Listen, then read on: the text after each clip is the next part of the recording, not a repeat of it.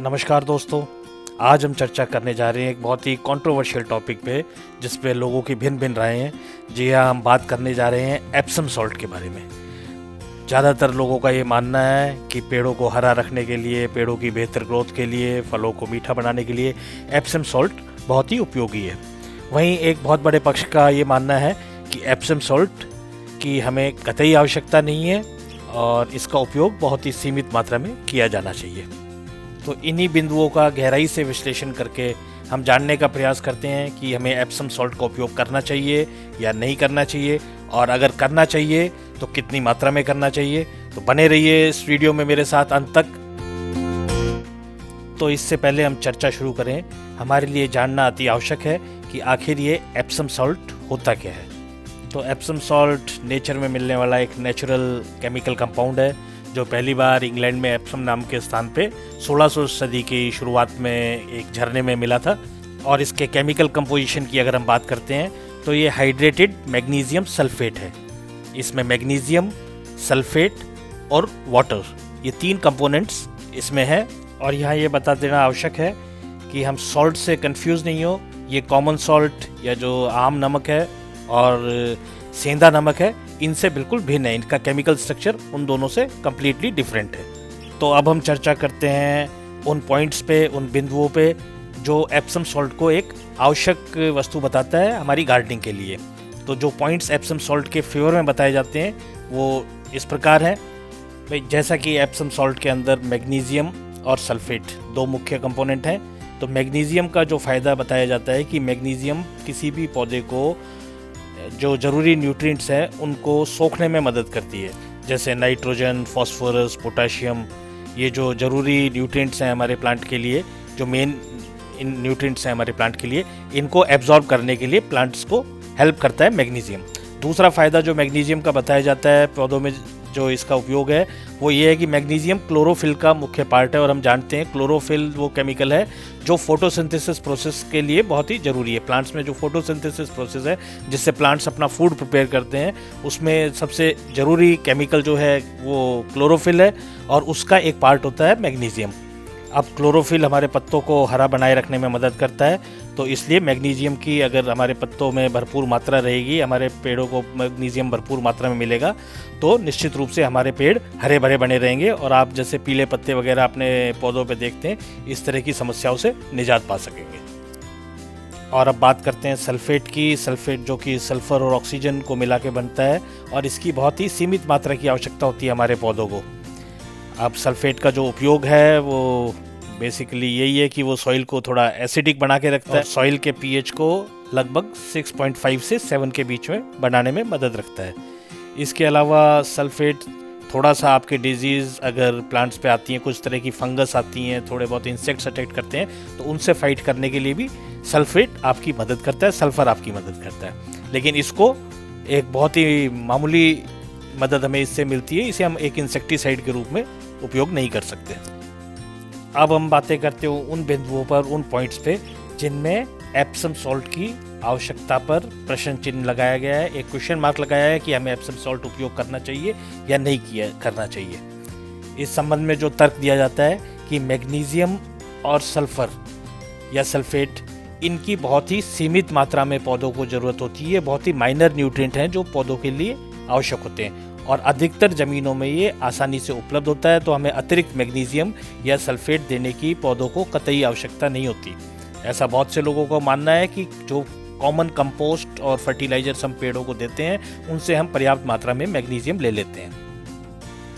और ऐसा और देखने में पाया गया है, प्राय जैसे टमाटर जैसी फसलें, उसमें हम बॉटम रॉट डिजीज़ देखते हैं, बॉटम एंड रॉट डिजीज़ देखते हैं, जो कि कैल्शियम की डेफिशिएंसी होती है। तो इस विषय में भी एक तर्क दिया गया है कि अगर मैग्नीशियम की मात्रा हमारे ज़मीन में अधिक हो जाती है तो वो कैल्शियम का जो अपटेक है, कैल्शियम का जो अब्जॉर्प्शन है, उसको घटाती है, जिससे पौधों के अंदर कैल्शियम की कमी हो जाती है। और सल्फ़र की भी अधिक मात्रा अगर मिट्टी में ज़मीन में होती है तो फास्फोरस इंटेक को भी कम करती है। और अगर फास्फोरस का अपटेक अब्जॉर्प्शन कम हो जाता है पौधों के अंदर, तो जैसा कि हम जानते हैं फास्फोरस हमारे रूट सिस्टम को डेवलप करने के लिए बहुत ही महत्वपूर्ण चीज़ है। तो हमारा रूट सिस्टम अगर प्रॉपरली डेवलप नहीं होगा तो बड्स फॉर्मेशन और उसकी ग्रोथ को, प्लांट की को रोक देगा और अल्टीमेटली प्लांट मर भी सकता है।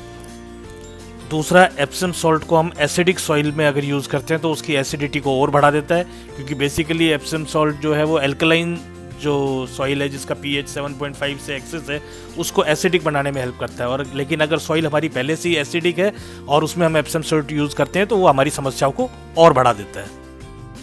तो हम एप्सम सॉल्ट के उपयोग के पक्ष और विपक्ष के दोनों तर्कों को जान चुके हैं। तो अब हम कंक्लूड करते हैं इन दोनों तर्कों को मद्देनज़र रखते हुए कि हमें क्या करना चाहिए। तो पहली चीज़ कि हमें सिर्फ देखा दाखी में या लोगों के कहने पे एप्सम सॉल्ट का उपयोग नहीं करना चाहिए। हमें सबसे पहले अपनी मिट्टी की जांच कर लेनी चाहिए। अगर उसका पीएच 7.5 से ज़्यादा है या एल्कलाइन है वो, तो ही हमें एप्सम सॉल्ट उपयोग में लेना चाहिए, क्योंकि एप्सम सॉल्ट एसिडिक सॉइल में हम उपयोग लेते हैं तो हमें किसी प्रकार का भी फ़ायदा नहीं देता है। दूसरा, हम एप्सम सॉल्ट का जब उपयोग करें जब हमारी ज़मीन में या हमारे पौधों में मैग्नीशियम की डेफिशिएंसी दिखाई, क्योंकि अक्सर जितनी मैग्नीशियम की हमें आवश्यकता होती है जो हम रेगुलर फर्टिलाइज़र देते हैं अपने कंपोस्ट वगैरह, उससे वो प्राप्त हो जाती है।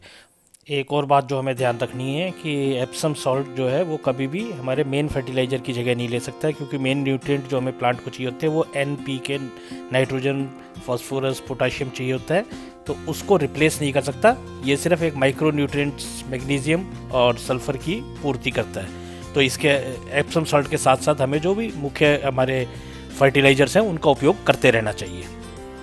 अब बात आती है किन पौधों में हमें एप्सम सॉल्ट का यूज़ करना चाहिए।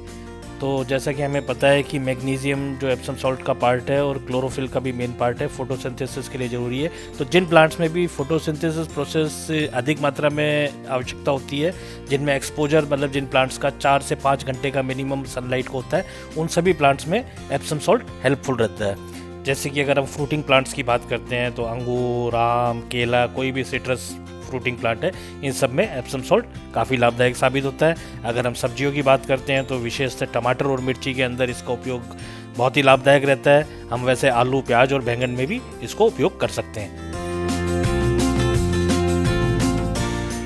फ्लावरिंग प्लांट्स में भी गुलाब, बोगनवेलिया और हमें हिबिस्कस वगैरह, गुड़हल जैसे पौधों के अंदर ये बहुत ही लाभदायक रहता है। तो जैसा कि हमने देखा कि जिन पौधों को सूर्य की रोशनी अधिक होती है, जिनमें फोटोसिंथेसिस ज़्यादा मात्रा में होती है, उनमें हम एप्सम सॉल्ट का उपयोग करते रहना चाहिए। जैसे कि मुख्यतः टमाटर और मिर्ची और फूलों के अंदर गुलाब और गुड़हल में ये काफ़ी कारगर साबित होता है। इसी प्रकार जिन पौधों में रोशनी की बहुत अधिक आवश्यकता नहीं होती है, जो पौधे हम इंडोर उगाते हैं या पार्शियल शेड में उगाते हैं, वहाँ पे हमें एप्सम सॉल्ट के उपयोग की ज़रूरत नहीं होती। और इसके अतिरिक्त जैसे जो हैवी फीडर नहीं होते, जो पौधे किसी सभी प्रकार के पाम ट्री, बॉटल पाम वगैरह, मनी प्लांट हो गया, या आपके किसी भी प्रकार के leafy vegetables, green leafy vegetables या फलीदार सब्जियों के जितने भी पौधे होते हैं, इनमें भी हमें एप्सम सॉल्ट का उपयोग नहीं करना चाहिए।